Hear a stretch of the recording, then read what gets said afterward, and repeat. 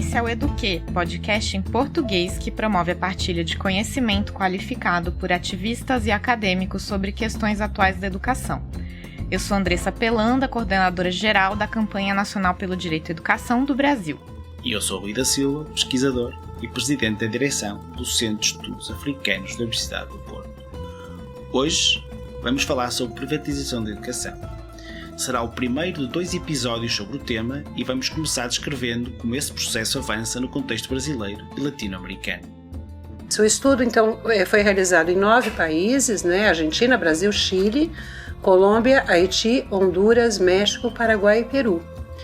E nós buscamos, então, o nosso olhar sobre a legislação implicou na articulação de 3 perspectivas. A primeira, aquela que eu já falei, o gradiente, Se a legislação era indutora, ou seja, se ela levava ao processo de privatização, se ela permitia, embora não fosse indutora, ou se de fato ela proibia, Ela impedia, ela era impeditiva do ponto de vista do lucro, da geração do lucro com o fundo público, Nós nos detivemos aí, transferência do fundo público para instituições privadas com fins lucrativos, direto ou indiretamente.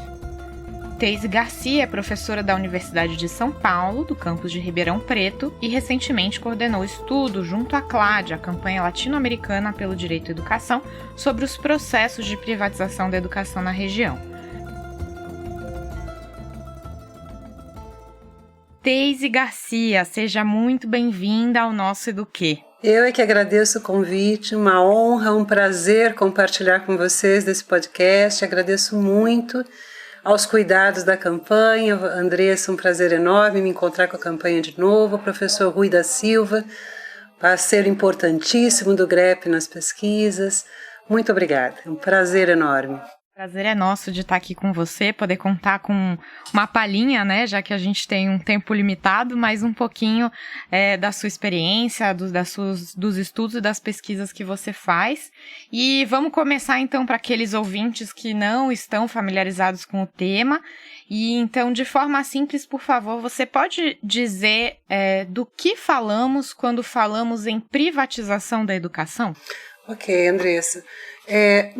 De um modo geral, quando as pessoas ouvem a informação de que algo público foi privatizado, se entende que houve uma transferência da propriedade, do serviço estatal para o setor privado, que passa a assumir responsabilidades aí de todas as ordens. Então, uma transferência de propriedade. Quando nós estamos tratando da privatização, nós lidamos no campo da educação, vamos nos reportar o que a literatura acumula sobre o tema, sobretudo a Bilford e Levin, que vão apresentar o tema da privatização de uma forma muito mais complexa. Não se trata só de uma transferência de propriedade, de bens e serviços, mas uma transferência que pode se dar de diferentes formas, em níveis de responsabilidade, a transferência, a própria mercantilização. A propriedade pode continuar sendo estatal, mas o serviço, a sua gestão, o serviço de oferta, os insumos, as atividades fins podem estar nas mãos do setor privado.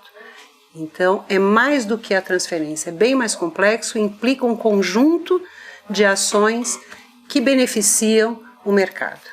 E porque é que o campo da educação, e principalmente quando falamos da educação básica, se converteu então num campo de negócio? E como é que esta conversão num campo de negócio é ruim para o direito à educação? Tentando responder ali na ordem, a conversão da educação num campo de negócio, ela se dá, até onde podemos nos valer dos estudos sobre o tema, em função de que há uma demanda social e há uma previsão de recursos para o atendimento desta demanda, recursos públicos, que são enxergados como uma fonte possível de lucro imediato ou a longo prazo pelo setor privado. No caso do Brasil, por exemplo, nós temos uma transferência constitucional de recursos para a educação, que gera um montante de possibilidades para que o setor privado venha ganhar e reproduzir o lucro utilizando-se do fundo público.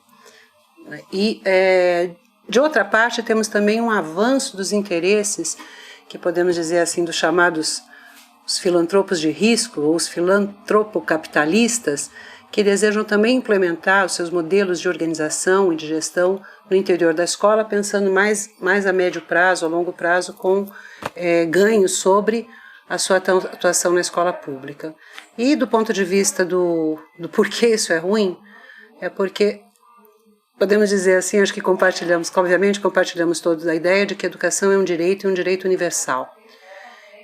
E o mercado e o setor privado necessariamente desigualam, instauram a competitividade e possibilitam e não inviabilizam a realização universal desse direito na medida em que oferecem programas, produtos de formas que não atendem às peculiaridades, às regionalidades. Não há caminho possível para que o mercado possa suprir universalmente o direito à educação com qualidade para todos quantos precisam dele. Então, a mercadorização, a privatização da educação transforma aquilo que nós consideramos como algo necessário para que a sociedade possa avançar no seu patamar de civilidade num serviço a mais para o mercado com o objetivo de ganhos. E aí a desigualdade se instala como parte intrínseca do processo. Por isso é inviável que possamos aceitar a privatização da educação como algo razoável, natural, enfim, no estágio que vivemos, ou na nossa sociedade. E nesta perspectiva, então, a educação, considera que a educação é uma oportunidade ou um serviço prestado? Essa pergunta é bastante interessante. Da perspectiva do mercado, eu não tenho dúvida de que se trata de um serviço prestado, né? Enquanto nós consideramos a educação como um direito, a educação como algo fundamental ao desenvolvimento da sociedade, à conquista de outros direitos, à realização da cidadania, ao processo humanizatório, de humanização do homem, o mercado considera como um serviço prestado e, portanto, tem que receber por ele. Não vejo outra forma de dizer. E ao fazer isso, ao prestar o serviço, acaba por introduzir na educação escolar ou inviabilizar a possibilidade de ela se constituir como um espaço de formação de sujeitos autônomos, de sujeitos capazes de interferir positivamente sobre a sociedade, porque introduz uma racionalidade que atende aos seus interesses e não aos interesses sociais mais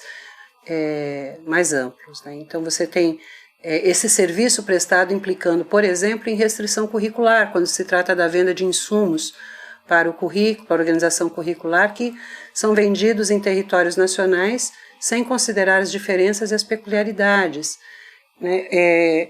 Naturaliza a lógica individualizante, né? Naturaliza a competição entre as escolas, entre as pessoas, introduz nesta prestação de serviço a lógica inclusive concorrencial, né? Então, de toda forma, a prestação desse serviço por parte do setor privado é extremamente nociva e inviabilizadora do direito, né? Transfere o recurso público de um potente produtor de benefícios para a sociedade a um potente produtor de benefícios para aqueles que visam o lucro. No Brasil, sabemos que a privatização da educação toma diversas formas e tem se transformado, especialmente nos últimos anos, com o aprofundamento dos processos de privatização da educação, especialmente no governo Bolsonaro, que é o governo atual aqui no Brasil. O Paulo Guedes, que é o ministro da Economia do nosso país, ele faz uma agenda muito forte de reformas de Estado que reduzem o papel do Estado na garantia dos direitos sociais, notadamente do direito à educação. Gostaríamos de saber quais as tendências do fenômeno de privatização da educação que foram expressas no estudo que fizeste sobre os vários países da América Latina e o Caribe e também o que distingue essa região das outras partes do mundo. Ok, né? Então, o que o estudo foi nos indicando, né? Quer dizer, quando o nosso estudo se voltou para analisar o campo da legislação, né? A legislação dos países que foram objeto de análise em América Latina e Caribe, e o que nós verificamos, assim, o que nós constatamos, o que buscávamos na legislação, quanto aquelas legislações, quanto o campo legal seria capaz de impedir, permitir ou induzir aos processos de privatização, tendo em vista a geração do lucro, né, por meio do fundo público. Então, este foi o foco. E ao fazer esse estudo, nós verificamos lamentavelmente que há uma tendência gigantesca de que o mercado com fins lucrativos, o setor privado com fins lucrativos, encontre no campo legal um ambiente cada vez mais seguro para se realizar, quer pela natureza indutora da legislação, quer pela sua característica permissiva, ou seja, por permitir, não vetando, por em suas entrelinhas criar as condições para que o fundo público no campo da educação seja transferido ao setor privado, ainda que haja algum tipo de restrição de transferência imediata. Por exemplo, se localiza então a perspectiva da transferência a possibilidade legal da transferência do recurso público para o setor privado sem fins lucrativos, para que este assuma então a oferta educacional. Todavia, não se localizou na legislação controle sobre esse recurso público na transferência por meio dessa organização sem fins lucrativos para outras instituições, estas sim com fins lucrativos. Então, de toda forma, ainda que haja algum tipo de restrição à transferência direta, o que o estudo vai mostrando que nos mostra é que a legislação, quando não induz claramente e chama o setor privado a constituir o setor privado e as empresas a se constituírem como responsáveis junto ao Estado pelo provimento da educação, também possibilita, permitindo essa transferência de fundo, né, por uma via explícita ou uma via não explícita. Há também que se considerar que as legislações, elas permitem, em linhas gerais, a existência, né, a convivência entre a iniciativa privada para a oferta educacional e o poder público, e permitem, como é o caso da legislação brasileira, que o ensino privado seja gerador de lucro, né? De outra parte também, há uma tendência, né, se mostra como algo bastante regular, uma política de renúncia fiscal, que é muito grave, né, que significa o quê? Significa que o Estado deixa de arrecadar, abre mão de recolher o recurso público, abre mão de recolher recursos fundamentais para investimento no campo da educação, beneficiando a oferta privada. Isso vai aparecer de várias formas, inclusive pelas isenções, né, que são aqueles que ofertam educação isentos de tributação, a isenção que se vê, por exemplo, no imposto de renda da pessoa física, né, em função de ela ter dependentes matriculados na iniciativa privada. Então, há um conjunto legal que se mostra como tendendo a estabilizar um ambiente cada vez mais seguro, cada vez mais propício a que o mercado avance. Do ponto de vista, avance sobre o fundo público no campo educacional. Do ponto de vista de peculiaridades da região com que nós trabalhamos, isso já desde outros momentos que dialogávamos com a CLAD, no mapeio anterior, este coordenado pela Tereza, em alguma medida, a dificuldade que se tem em caracterizar algumas iniciativas como parte da iniciativa privada, ou como processo de privatização. Eu vou explicar ainda aqui rapidinho. Em alguns países da América Latina, há regiões e há comunidades em que o Estado nunca chegou para atender. Quem chegou, quem ofereceu educação, historicamente, foram, por exemplo, as entidades religiosas, católicas e menos frequentemente, mas também presentes, protestantes. Essas entidades que promovem essas instituições religiosas que atuam por meio da filantropia e se orientam pelo recurso, se orientam pela sua lógica, né, se orientam pela sua lógica particular e pela fé, mas movidas pelo recurso público, em alguns trabalhos, em algumas discussões que são feitas, em alguns contextos, não são olhadas como instituições privadas, e o processo da sua inserção nesses locais nem é apreendido de fato como privatização. Então, este é um diálogo importante a ser feito na América Latina, entre nós, né, da América Latina, sobre essa característica, essa presença histórica de instituições religiosas no lugar do Estado no campo educacional. Então, essa é uma característica. Mas, em linhas gerais, o que nós observamos é essa tendência mesmo ao aumento das formas de privatização nas diferentes dimensões, com um movimento bastante solidário, se pode chamar assim, ou com a injunção do Estado. Thais, pode-nos falar um pouco de como consistiu este estudo dos países da América Latina e Caribe que liderou? Rui, obrigada pela pergunta. O estudo, né, que eu coordenei, com o qual trabalhei junto com Tereza Adrião, com quem já venho trabalhando há mais de quase 2 décadas, né, foi organizado pela Campanha Latino-Americana pelo Direito à Educação. O objetivo do trabalho era verificar como na América Latina e Caribe localizávamos a realização do lucro, a orientação ou a forma por meio do qual a realização do lucro com a educação era prevista ou não na legislação nacional. Então, o título do trabalho é o lucro na legislação sobre a educação na América Latina e Caribe. Bom, para realizar o estudo, nós fizemos um inventário da legislação, aí trabalhando no âmbito da legislação de caráter nacional, né, constitucional, infraconstitucional, e mais especificamente no que diz respeito a questões relativas à transferência do fundo público. Então, olhamos também legislações sobre imposto de renda, sobre isenções, formas de isenções, que envolviam esses aspectos que poderiam possibilitar informações sobre a transferência. O estudo, então, foi realizado em 9 países, né? Argentina, Brasil, Chile, Colômbia, Haiti, Honduras, México, Paraguai e Peru. E nós buscamos, então, o nosso olhar sobre a legislação implicou na articulação de 3 perspectivas. A primeira, aquela que eu já falei, o gradiente, né?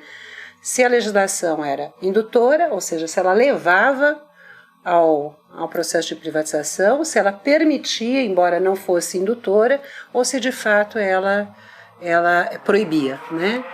Ela impedia, ela era impeditiva do ponto de vista do lucro, da geração do lucro com o fundo público, né? Nós nos detivemos aí, transferência do fundo público para instituições privadas com fins lucrativos, direto ou indiretamente. E aí olhamos, a partir de uma perspectiva teórica com a qual trabalhamos, sobre 3 dimensões, né? A dimensão da gestão, a dimensão da oferta e a dimensão que nós chamamos de currículo, que são gestão, transferência da gestão das escolas ou transferência da gestão de sistemas, enfim, para instituições com fins lucrativos. Oferta, subsídio a instituições privadas para oferta ou subsídio às próprias famílias, aquilo que nós chamamos a escolha parental, né? Quando o poder público, o Estado, oferece o recurso à família para que ela escolha, né? Escolha o seu local, o local de matrícula do seu filho, ou as bolsas de estudo. E privatização por meio do subsídio, da transferência de recursos ao setor privado para a introdução de insumos relacionados às atividades fins na escola. Por exemplo, as tecnologias, os currículos, materiais didáticos, recursos, enfim, ambientes colaborativos. São muitas as formas por meio das quais o setor privado se beneficia das atividades fins, quer dizer, das atividades de ensino na escola. Então, dessa articulação entre nível de permissão, dimensões e formas, nós conseguimos constituir um mapa, né, realizar um mapeamento de como nesses países selecionados, nesses 9 países, se possibilitava a geração de lucro com subsídio público no campo educacional. Complementarmente, né, complementarmente não quer dizer de forma secundária, mas de forma absolutamente necessária, e os resultados dessa consulta ao campo legal foram submetidos à análise de especialistas, pesquisadores e militantes de cada um dos 9 países. Né? Então, nós apresentamos a cada um desses pesquisadores o conjunto legal e formulamos questões induzidos, obviamente, pelos resultados localizados. Né? Então, os resultados que constam do documento, da publicação, trazem essas perspectivas, a análise documental e a avaliação dos entrevistados. Então, foi com esses elementos que constituímos os resultados sobre o que falamos agora. Uhum.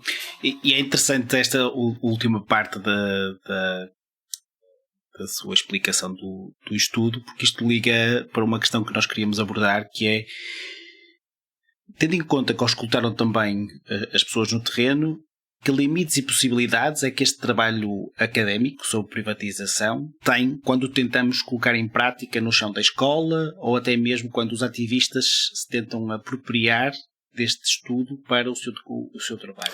Ok. E aí você tem toda a razão, Rui, quer dizer, ouvir os militantes, os especialistas dos países foi fundamental para pensar mesmo o sentido, né, quer dizer, o significado desse estudo, que é, de fato, produzir ferramenta para a incidência política, tendo em vista a consecução do direito à educação e a luta contra os processos que o atingem, que o afetam, e aí a privatização, obviamente, é um desses. E as dificuldades que eu poderia indicar, ou a dificuldade que eu poderia indicar, é a publicização desses resultados no local onde, de fato, se realiza a educação, um local que dá todo sentido a esse estudo, né? Chegar lá, posto que não temos a nosso favor a máquina pública nem as políticas. Mas essa dificuldade, ela é para mim também, para nós, né, conversávamos sobre isso, eu e Tereza ainda ontem, ela é também confrontada pelo leque de possibilidades que se abre em função da atuação dos militantes, né, da atuação organizada dos militantes. Então, o que a gente observa, o que a gente tem como uma possibilidade de entrada, por exemplo, de uma maneira muito importante, é o trabalho da campanha nacional pelo direito à educação, né, quando, por exemplo, cria os vários instrumentos, o movimento da CLAD, de produção de uma síntese do relatório. O relatório ficou com mais de 100 páginas, a CLAD produz um material de acesso mais razoável, né? Menor, mais enxuto, e a REALAP, né, a Rede Latino-Americana e Africana de Pesquisadores de Privatização da Educação, também como uma disseminadora.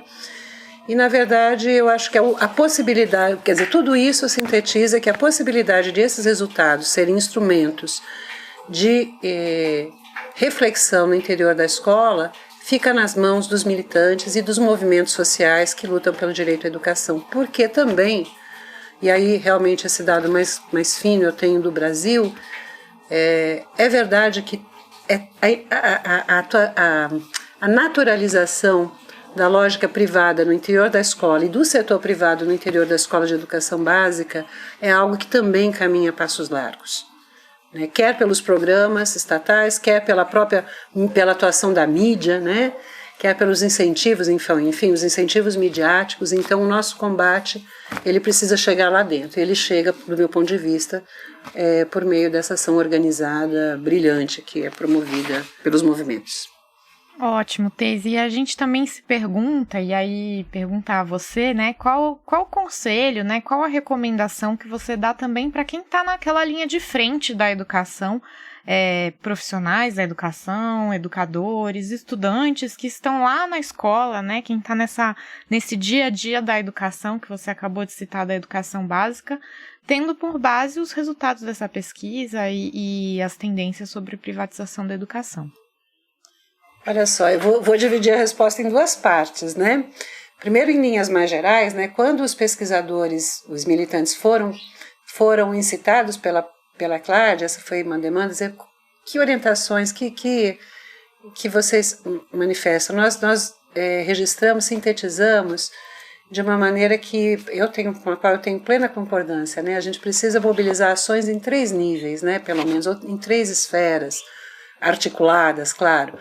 Difusão de informações, né? Então temos que produzir muita informação. Primeiro, temos que produzir muita informação, e esse é um movimento, e o estudo tem esse objetivo. Segundo, difundir essas informações, né? E a outra vertente seria a atuação mesmo no campo da decisão, da deliberação política, né? Algo que aqui no Brasil a gente tem a experiência de ver uma mobilização forte da campanha, em outros países também outros movimentos. Agora, no âmbito da escola, Eu penso, e quando eu penso no âmbito da escola, eu penso mesmo o que você disse, Andressa, os professores, os estudantes, eles precisam ser atingidos pelos movimentos que chegam mais perto da escola.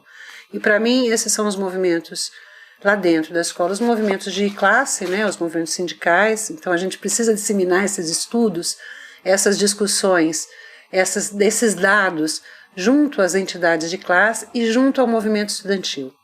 E aos movimentos sociais que acolhem, né, e que agregam as comunidades que frequentam as escolas, né. Então, eu tenho um trabalho, por exemplo, com conselheiros de escola aqui na Rede Municipal de Ribeirão Preto, e quando na semana passada falava um pouco da legislação, desse aspecto da legislação que permite a privatização, foi um choque muito grande para muitas pessoas que ainda não tinham se dado conta desse fato. Então a gente precisa chegar até aqueles que estão fazendo o cotidiano, e eu penso que aí o canal seriam os conselhos de educação, ou os colegiados,